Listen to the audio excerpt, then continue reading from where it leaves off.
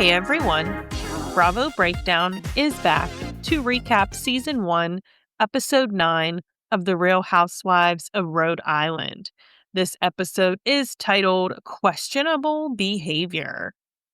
So, Episode 9 picks up right where 8 left off. Kelsey is pulling out of Rosie's driveway after being kicked out of her house and called a slam pig. Kelsey was there to do her hair, but that didn't happen. Kelsey then calls Liz on her way home and tells her Rosie freaked out. She was yelling at me, accusing me of being with married men.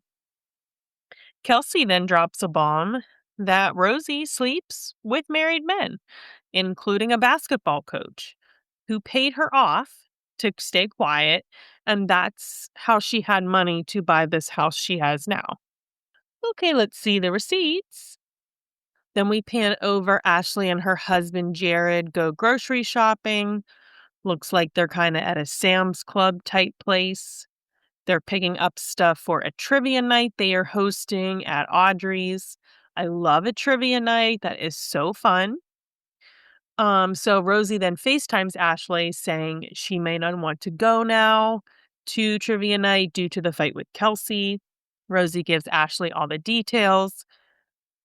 And then Ashley says she would rather have her there than Kelsey, but how is that going to go if she just uninvites somebody? And Ashley just kind of wants to let it simmer for a bit. Alicia then meets Rulla on the beach. They run into Amanda, who is Joellen's neighbor.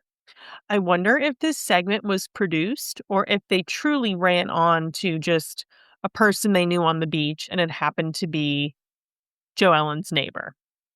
They obviously knew her. They embraced, they hugged, so it wasn't like a stranger.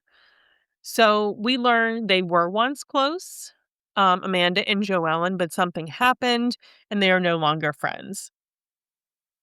Rulla feels vindicated that someone else has problems with Joellen too. Rulla says that she thinks Joellen thinks she's a detective, but she's just a douche. Then it goes back to Alicia. She's still conflicted about showing Rulla the video. This has got to come out sooner or later. Alicia then reminds Rulla at least she has her own means to leave Brian if she wanted, or kind of hints toward that. And Alicia just says, I'm screwed. And Rulla just says, hey, you need to start thinking about steps to feeling empowered in getting her financial ducks in a row as a financial expert herself. Like I said, she gives me Vicky Gunvalson vibes. She's very business savvy, and Vicky is very big on, life insurance and making sure that you have all the insurances that you need. And Rulla she says she's a financial expert. So she obviously knows what she's doing. Pan over to there's a dinner at a restaurant. Joellen and her husband Gary, and then Liz and Jerry show up. Kelsey and Billy then come. This is their first triple date. Joellen tells the table that Rosie called her today to fill her in on the fight. Liz is shocked why Rosie called Joellen because they're not even close. Joellen recounts what Rosie said. And then Kelsey fills her in on parts, just saying one thing led to another. And she said her career is dick sucking and she's a slam pig. The table then has to Google what a slam pig is. I mean, Kelsey obviously does not match that description. Kelsey says she will still go to trivia to support Ashley despite Rosie going. Kelsey then asks the group what they think about an ex still paying for things, when they're broken up. The girls seem to say it's fine. Actually, Liz's husband said when he was living at Liz's house, her ex-boyfriend was shoving money under the door. Okay. And I believe it's Joellen's husband says, what does he want in return?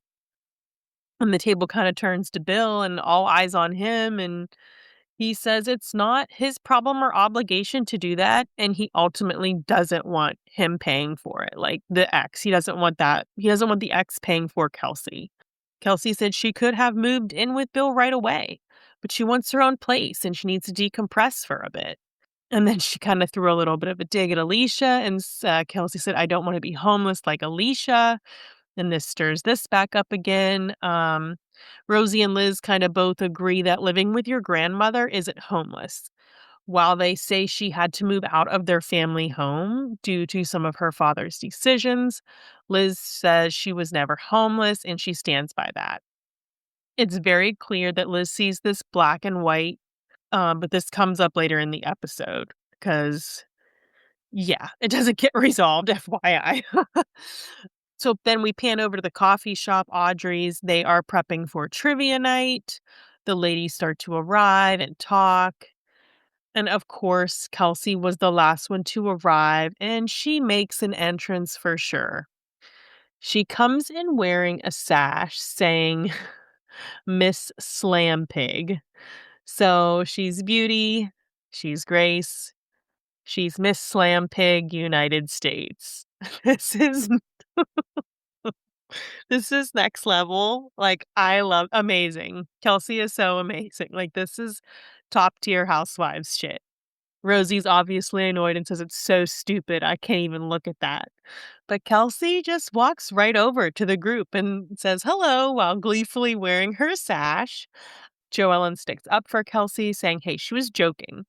Rosie says it wasn't funny to come in with a blowhorn to attack her and to shut the F up. This all makes Ashley very emotional. She had to walk away. You can tell she's really sensitive. I love her. She is, you can tell she just wants the general good for the group. Oh, but you're on Housewives. So then she goes and she starts crying to Jared, her husband, then comes back to the group and just says she is so tired of this. Can we just have a normal conversation? But this is Housewives.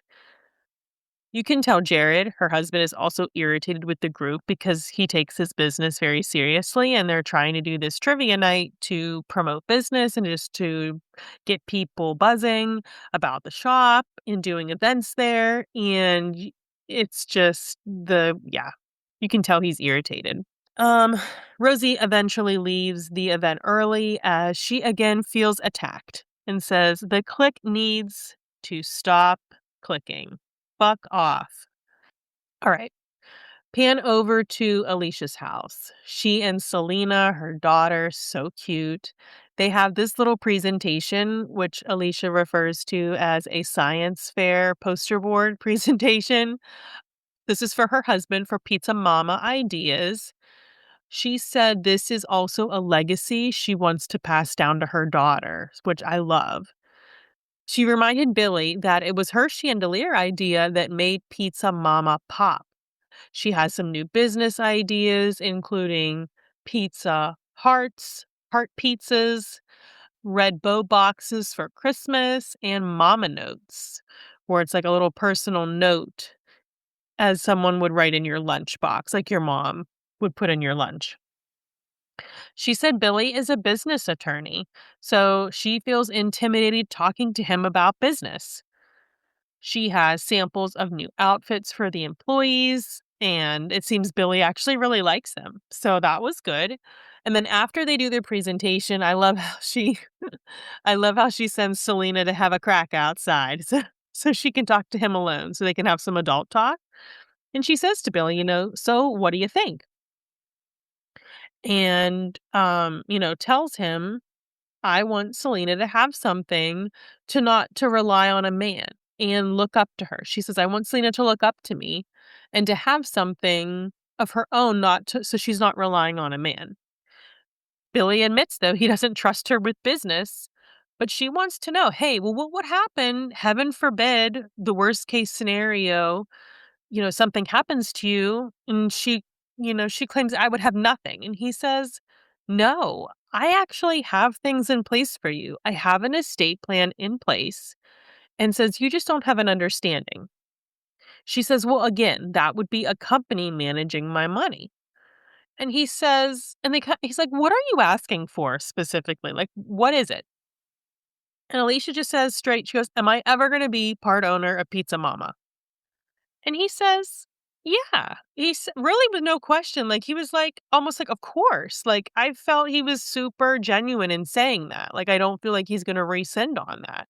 That makes me so happy for her, like, she seemed elated, like, you can tell she jumped closer to him, her voice sounded better, she was, like, starting to write out this little contract, it said 10%, I hope he does give her 10%, I hope she can get as much as she can, but that's great, I'm so happy that they had that conversation, it was cute, and, so yeah, pizza mama. Okay. So then we pan over, Rosie calls Ashley to apologize for her behavior at trivia night. She then says her husband Rich is performing in Boston, but she is not inviting Kelsey.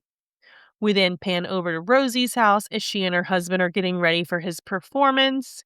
They're going over the guest list, and it's pretty obvious Kelsey is not invited. Okay, so now we're at Joellen's house.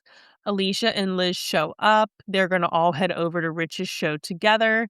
Of course, there are crackers for Alicia. They start rehashing the drama from trivia night. Alicia then admits, she goes, I love a slam pig. I originally heard this term from my mother. I love that. And then it kind of shifts over, and Liz and Alicia start getting back into it again. And Liz tells Alicia, like, look, I'm not trying to be insensitive when she says that she wasn't homeless and that you were not living on a street or in a car. Alicia says just because we were living in a house, it wasn't my home. Alicia feels like her father took her home, and she gets heated at Liz telling her, don't tell me how to feel, to make a point. Alicia says, you're not even trying to understand. You're trying to dissect it.